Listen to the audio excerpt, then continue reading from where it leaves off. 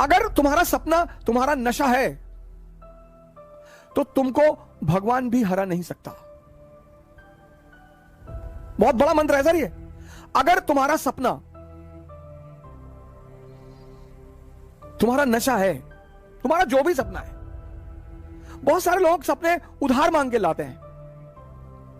हमारे पापा चाहते हैं कि हम आईएएस बन जाएं, तुम क्या चाहते हो?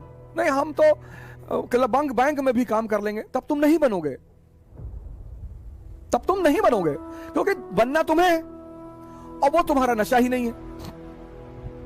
जिन चीजों को भी आप समझ लोगे उनसे आप ऊपर उठ जाओगे। यह सबसे बड़ा सूत्र है सर, भागने की कोई आवश्यकता नहीं। जिन जिन चीजों को भारतीय अभिभावकों ने, मां बाप ने दबाने की कोशिश की, आज वही सब चीजें, सेक्स पर बात मत करो, सेक्स पे चर्चा मत करो, सेक्स पर नाम का नाम मत लो। अब देखो सारी क्लास ऑनलाइन चल रही है, बच्चा क्या देख रहा है तुम्हें क्या पता है?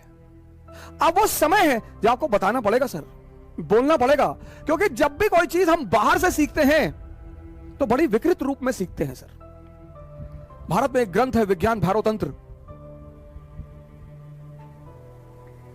जबरदस्त ग्रंथ है सर। उसी पर आधारित ओशो ने किताब लिखी संभोग से समाधि।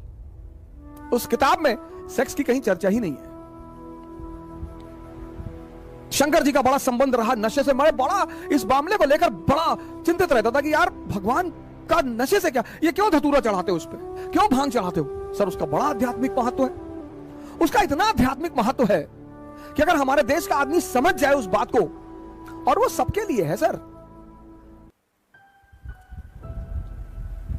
मन दो चीजों से काबू में आएगा, या तो नशे से या ध्यान से, और शंकर जी का संबंध दोनों से है। मजेदार बात देखिए, प्रथम योगी माने जाते हैं विश्व के, ब्रह्मांड के। मन जो है वो दो चीजों से काबू में आएगा, एक तो नशे से, पर नशे से वो कुछ समय के लिए आएगा, कुछ समय के लिए आपको दुनिया का सारा दर्द भुला देगा, 4 घंटे 5 घंटे 6 घंटे, लेकिन 6 घंटे बाद वो फिर जिंदा हो जाएगा और दर्द हो जाएगा।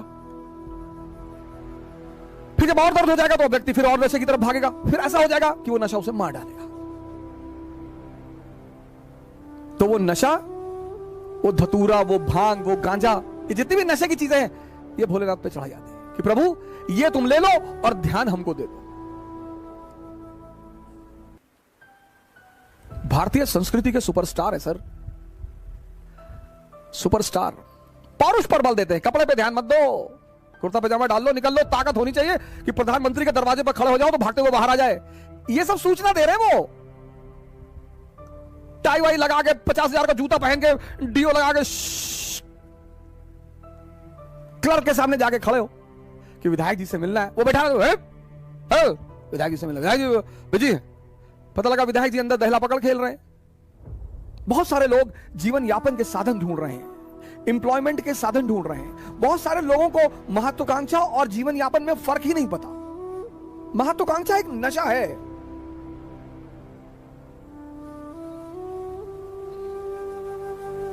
एम्बिशन एक नशा है, वो जिसको हो जाए। नेपोलियन को हो गया। किसी गाने में अमिताभ बच्चन जी के बोल हैं कि नशा शराब में होता तो नाचती बोतल। सब छोटे मोटे नशे हैं सर, बहुत छोटे मोटे नशे। अगर ये आपको प्रभावित करते हैं तो आपका मन विकसित नहीं हुआ सर। नशा तो पद का है सर। आप ये चेक कर लीजिए आपको जीवन में नशा किस चीज का है। अगर इन छोटी मोटी चीजों का है तो आप रह जाएंगे फिर वहीं पे। आप अपना नशा भी चेक करिए सर। मोदी जी को नशा रहा होगा, लालू जी को नशा रहा होगा। इन नशों ने ही इतनी ऊंचाई तक पहुंचाया सर। और किसी की हिम्मत ही नहीं है, और किसी की औकात ही नहीं है। नशा होना चाहिए सर। मुलायम सिंह यादव जी इतनी ऊंचाई तक पहुंचे, मायावती जी इतनी ऊंचाई तक पहुंची। किसका राजनीतिक करियर कैसा रहा वो एक अलग चीज है, लेकिन जब भी कोई सामान्य व्यक्ति असामान्य कार्य करता है तो वो नशे में ही रहा होगा। यहां लोग उठ नहीं पाते, या बड़े सारे लोग मेरे पास आते हैं, कहते हैं कि सर सुबह नींद नहीं खुलती। तो कौन कहता है सपने देखने के लिए? जब सपना देखो तो एक चीज चेक करो कि तुम्हारे अंदर उस सपने को लेकर नशा है या नहीं है। समाज का काम है आपको बर्बाद करना और भटकाना, यह समाज का धर्म है।